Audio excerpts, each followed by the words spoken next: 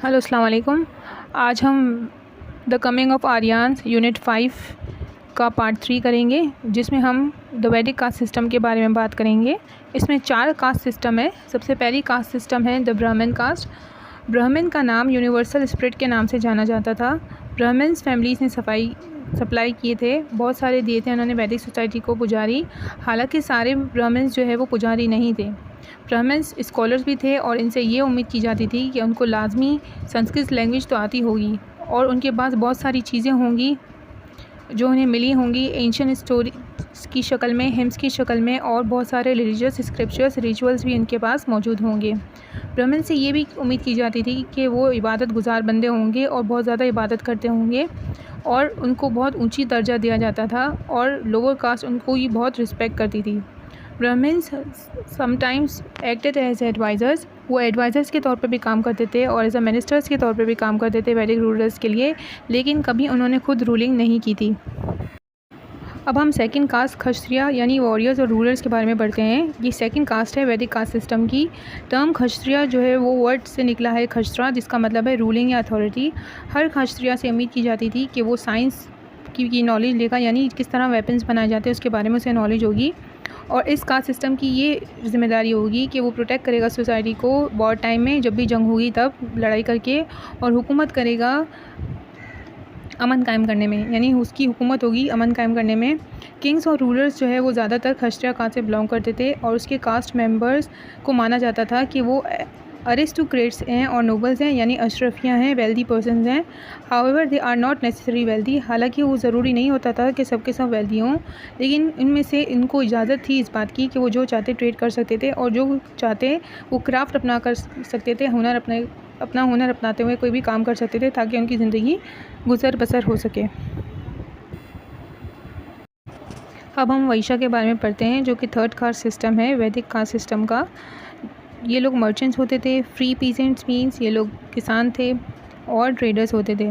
Term वैश्य का मतलब है सेटलर। ये वैदिक कास्ट सिस्टम की थर्ड क्लास थी। वैश्य जो है वो आमतौर पर मर्चेंट्स होते थे, ट्रेडर्स होते थे, फार्मर्स होते थे और हर्डर्स, यानी जो एनिमल्स को पालते हैं उनको हर्डर्स कहते हैं। They had the potential to become wealthy, इनके अंदर पोटेंशियल होती थी कि वो लोग, ज़्यादातर लोग उनमें से वेल्दी होते थे, लेकिन अपर कास्ट सिस्टम उन्हें लुक डाउन करती थी, यानी उन्हें निचली ज़ात का समझती थी और उनको इतनी ज़्यादा पावर भी नहीं मिली हुई थी। उनकी पावर सिर्फ विलेज तक महदूद थी। हालांकि क्षत्रिय जो कास्ट सिस्टम है वो वैसे ही काम कर रही थी जैसे वैश्य कर रहे थे, लेकिन बर्थ जिस कास्ट में जो पैदा होता था उसे ऑटोमेटिक उसके हिसाब से स्टेटस मिल जाता था। यानी जो वैश्य में पैदा होते थे वो लो ग्रेड समझे जाते थे और जो क्षत्रिय में पैदा होते थे वो अपर क्लास के समझे जाते थे। अब हम लास्ट कास्ट के बारे में पढ़ते हैं, शूद्रा, जो कि क्राफ्टमैन थे, यानी हुनरमंद लोग थे, मजदूर थे, और स्लेव्स यानी गुलाम थे।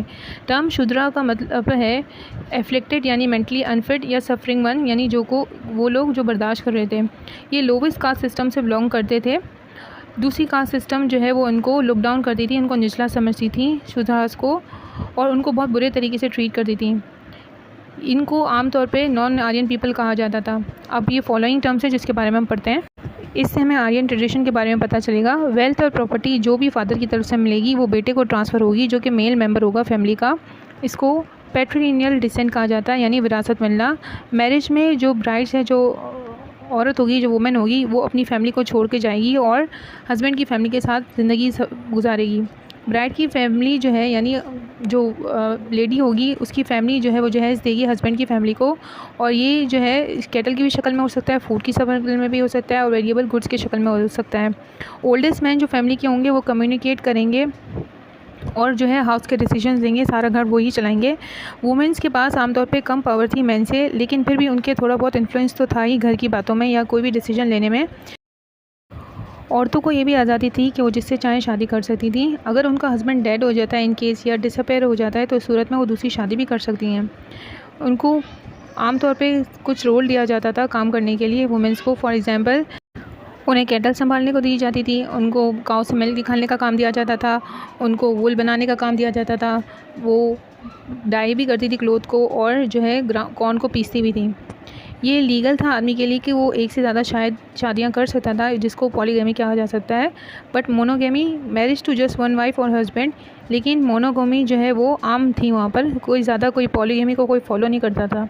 अब हम पढ़ते हैं डेवलपमेंट ऑफ क्राफ्ट। जैसे जैसे वैदिक सेटलमेंट एक्सपेंड होता गया तो इसी तरह आयरन का इस्तेमाल भी बढ़ता गया और नए क्राफ्ट जैसे कि carpentry, leather work, tanning, astrology, jewellery, pottery और डाइंग में भी काम बढ़ा, यानी वो भी डेवलप हुआ। नए मेटल्स भी इस्तेमाल हुए जो इसका ऋग्वेद में जिक्र नहीं, जैसे कि टिन, लीड और सिल्वर। होप आपको समझ आया होगा। अगर आपको वीडियो अच्छी लगती है तो काइंडली लाइक करिए, शेयर करें, सब्सक्राइब करिए। जज़ाकल्लाह।